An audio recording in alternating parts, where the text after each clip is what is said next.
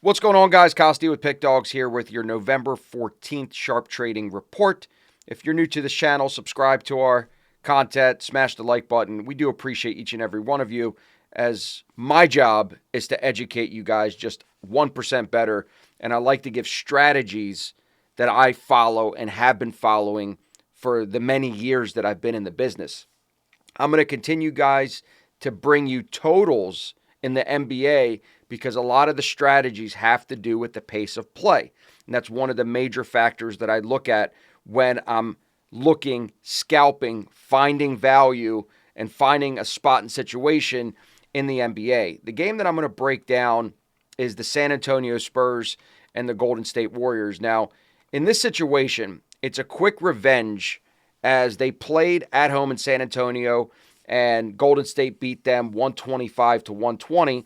Now, you have them in a quick revenge game, still at home in San Antonio. San Antonio has went over the total in every single game this year. Now they have De'Aaron Fox. The pace of play is better. They're starting to see more buckets. You're starting to see more possessions. And Golden State has always been a run-and-gun team. And on the road as well, Golden State has been 9-4 to the over this year. San Antonio has been 7-4 to the over as well.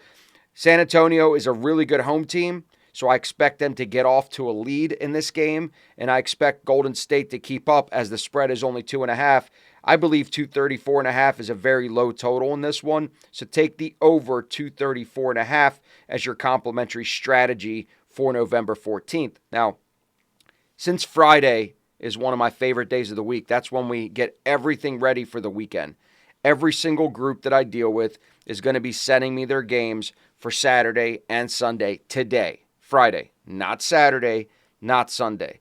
What that means is if you're betting the games early, you are catching a better price. If you're betting the games late, closer to game time, you are optimally 90% of the time getting worse pricing on the game. So think about it. I know not every game is going to be a 40-point blowout.